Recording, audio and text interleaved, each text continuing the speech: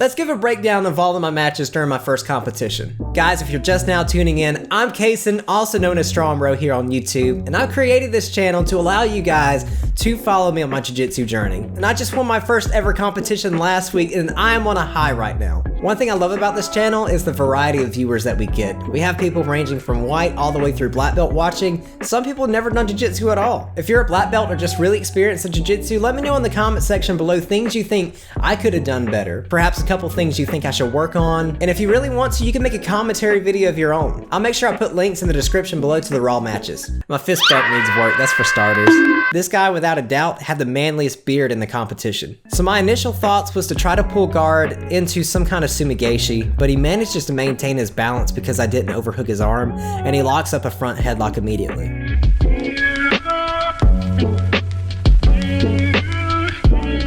Eventually, I free my head and lock up a closed guard. Instead of thinking about going for an armbar here, I really should have been focused more on getting an arm drag. I feel him pressuring in to pass, so I go ahead and try to insert my reverse De La Hiva. The only thing really maintaining distance here is the foot on his hip. He makes the mistake of grabbing my head and compensating his body weight, so I see the perfect time for a sumigashi. And as I come out on top, I immediately look for an underhook and proper head positioning to the opposite side to prevent getting bridged over. Kind of thinking about going for double underhooks here because he's such a strong dude, but I didn't feel too comfortable with it, so instead, I grabbed his tricep to lift him up to prevent him from turning into me as I finished the knee slice. This guy was really trying to turn into me here, so I knew the best option was going to be to lift up his right tricep to keep him from turning in. A small detail you might notice here is I kind of stay in the scarf hold position and walk my hips towards his legs to turn him to the other way to prevent the regard. Since the far side arm was isolated, there wasn't a threat for him to do a knee elbow escape, so I immediately go to mount. He's trying to stay tight with his arms, so I insert a punch choke, aka a no-gi Ezekiel choke, which he has to address. He panics and turns to his side to protect his neck, so I ride up to an S mount for a chair sit back take.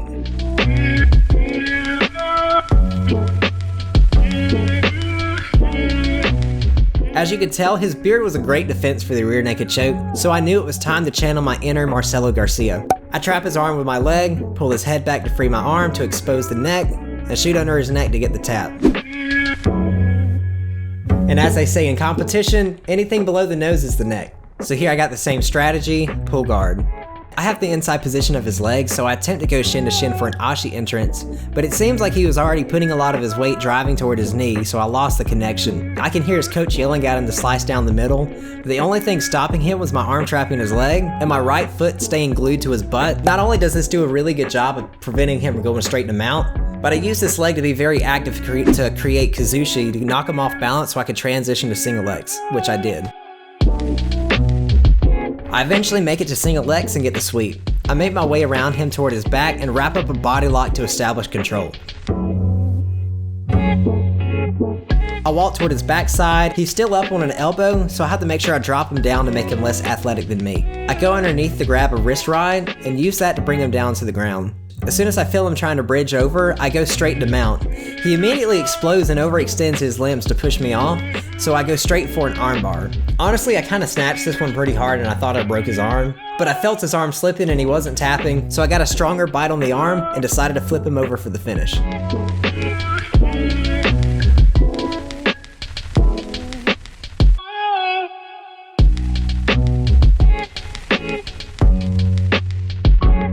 Yeah, my stand-up needs a lot of work. As I go down, I immediately look for a tripod sweep, but it wasn't there at first. I switch hands at the bottom and managed to knock him down, but I failed to come out on top. And what I would normally do here, I saw that I got up on my knees, but I don't think I had the confidence. I really should have just drove my weight forward into a knee slice there. I knew I was going for it, but I was just a little too slow and hesitated. So here I go shin to shin and transition to X guard, but he managed to spin out of it and I lose connection. Looking back at it now, as I was inverting, I really could have came out on top and at least went into his guard.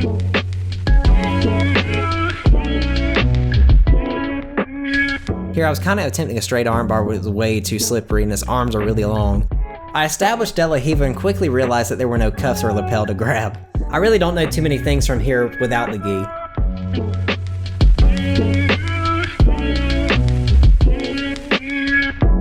Eventually I get a double ankle sweep, but this time I come out on top and keep control of his leg. I know this guy is good and has a long leg, so I don't want to be in his closed guard. I risk it for the biscuit and do an over-under pass.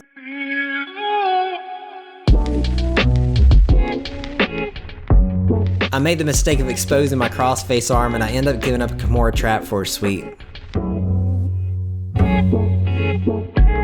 I was definitely feeling really drained at this point. So I get this really good pendulum sweep attempt, but he manages to keep his balance because I didn't have good enough control in his arm. So I come up around his back, and if I had more energy, I really would have chased his back there for a back take, but I just wasn't feeling it. I didn't really feel threatened by the guillotine like at all, but I wanted to play it safe and make sure I jumped to the opposite side to avoid the strangle.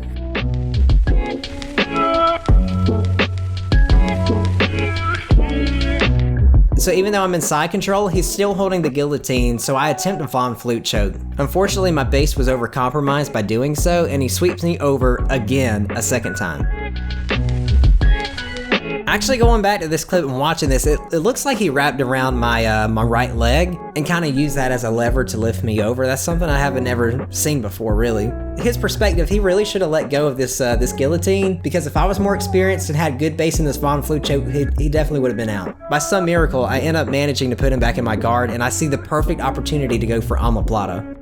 I also had this pre-planned in my game plan. Instead of using this omoplata as a sweep, I plan on rolling it again to get the finish, but I was so exhausted at this point, I didn't even feel like getting back to my knees, and he somehow manages to get away. After this second roll, I really could have still came out on top, but I end up trying a Granby roll, which used a lot more energy, because I thought he was going to pass my guard, but it looks like I had more of an advantage here to come out on top. I'm actually really amazed that there are so many things that I missed during the match that I could have done better. Exhaustion really does a lot to you, man. At this point, you could consider my cardio to be absolutely dead.